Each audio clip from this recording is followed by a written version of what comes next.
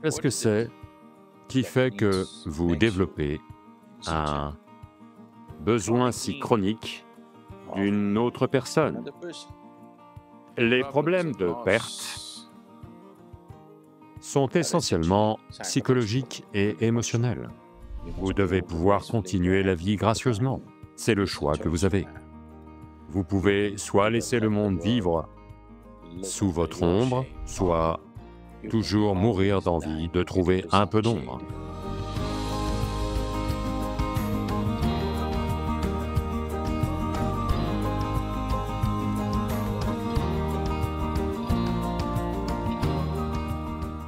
Voyez-vous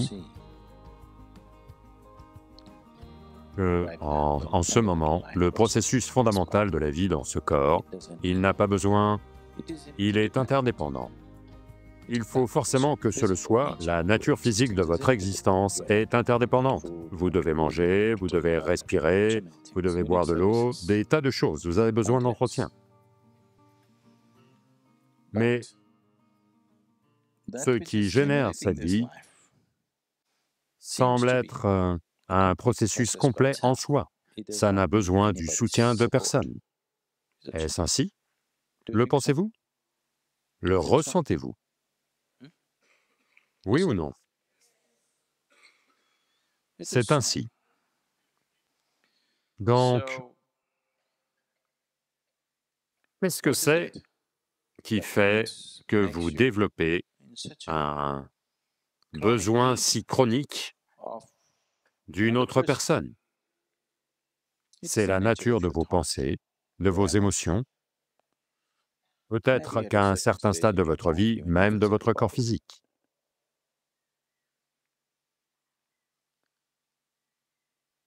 Maintenant, le corps physique est une chose. Vous ne l'avez pas fabriqué. Vous verrez, si vous devenez juste très intéressé par un livre, vous lisez un polar, tous vos besoins physiques vont disparaître. L'avez-vous remarqué? Vous lisez juste un polar de pacotille, mais ça suffit. Pendant 2 heures, vous n'avez pas pensé à manger ceci, cela, tous les besoins physiques ont juste disparu, n'est-ce pas? Donc, très facilement, ça peut être transcendé, si vous le souhaitez. Je ne dis pas que vous devez forcément le faire, mais si vous le souhaitez, le domaine physique peut être maîtrisé très facilement. Ce n'est pas si difficile. Maintenant, les problèmes de perte sont essentiellement psychologiques et émotionnels.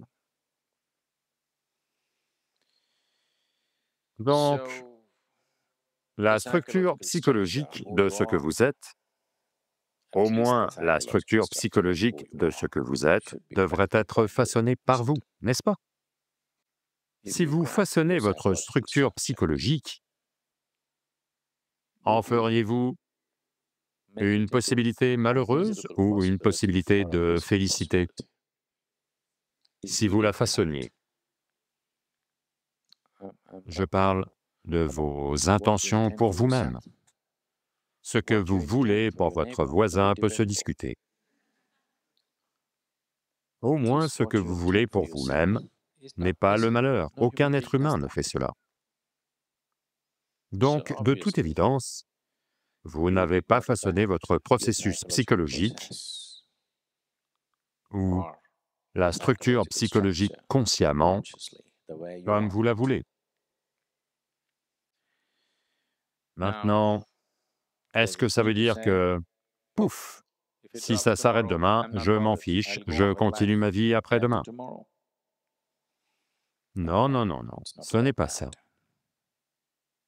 C'est juste que vous devez vivre de telle façon que vous êtes prêt à mourir pour quelqu'un là tout de suite, mais si jamais il arrive que cette personne meurt demain, pas vous, elle meurt, vous devez pouvoir gracieusement continuer la vie. Mais aujourd'hui, vous devez vivre comme si Vous êtes prêt à mourir pour cette personne, réellement. Autrement, la vie n'a pas de caractère sacré. Si vous en faites un calcul logique, après tout, je suis un fragment de vie indépendant, pourquoi aurais-je besoin de quiconque? Votre vie va devenir extrêmement laide. Vous devez vivre comme « je ne peux pas vivre sans toi ». Mais demain, si jamais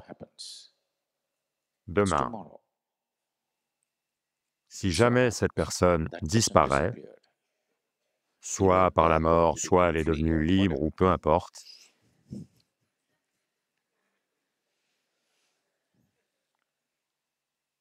alors vous devez voir que ceci est un fragment de vie indépendant. Mais aujourd'hui, si vous le voyez, votre vie va devenir laide. Donc les gens n'arrivent pas à faire cette distinction. Soit ils deviennent des coureurs invétérés, soit ils deviennent si sentimentaux et perdus qu'ils n'arrivent plus à apprécier leurs relations. La plupart des relations sont... Ils ne connaissent un peu de joie qu'au début. Après, ça c'est continuellement des complications et souffrances, pour la plupart des gens, malheureusement. C'est parce que vous n'avez pas compris la nature. Vous n'avez pas fait l'expérience de la nature de celui-ci.